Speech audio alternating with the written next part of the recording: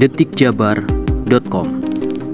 Kisah keramik yang jadi bukti cinta Putri Ong Tien ke Sunan Gunung Jati.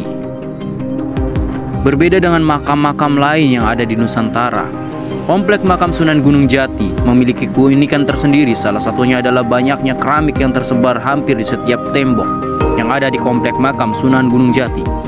Keramik-keramik tersebut memiliki banyak sekali motif serta ukiran yang berbeda-beda. Semuanya tersusun dengan rapi di tembok-tembok komplek makam Sunan Gunung Jati.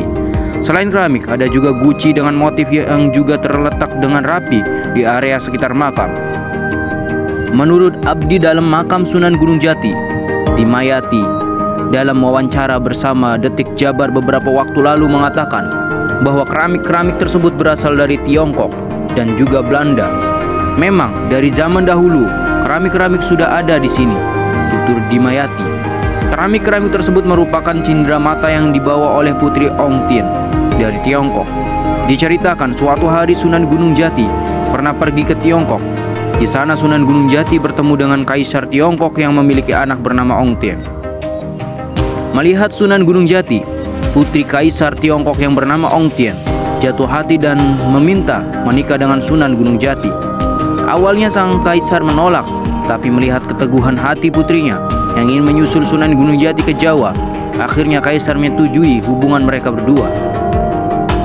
Kedatangan Putri Ong Tien ke Jawa dengan membawa 7 kapal yang berisi banyak barang, salah satunya adalah keramik yang memiliki motif yang beragam. Keramik-keramik inilah yang dipasang di sekitar tembok pemakaman Sunan Gunung Jati, tutur Dimayati. Menurut Dimayati, tujuan ditempelkannya keramik-keramik dari Tiongkok ini adalah sebagai seni untuk mengenang pemberian dari Putri Ong Tien sebagai bentuk kenang-kenangan dan cindera mata oleh Kanjeng Gusti Sunan Gunung Jati, dan pengawal keramik-keramik tersebut ditempel di tembok sekitar makam, kata Dimayati. Untuk menjaga agar keramik tersebut tidak retak atau jatuh, pengelola makam secara rutin merawat keramik-keramik tersebut. Ketika ada yang terlepas oleh pengelola, langsung diambil lalu dipasang kembali, kata Dimayati. Selain keramik, di puncak ada sebuah gua yang dinamai dengan Gua Sekandi. Dinamakan Gua Sekandi karena ukuran gua tersebut kecil seperti kendi, tutur Dimayati.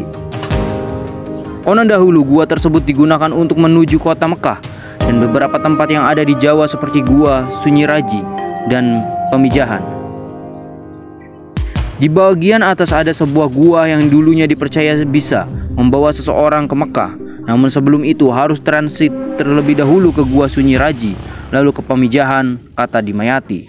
Sekarang gua tersebut sudah ditutup dan hanya bisa dilihat oleh pengunjung. Letaknya ada di bagian paling atas komplek makam Sunan Gunung Jati.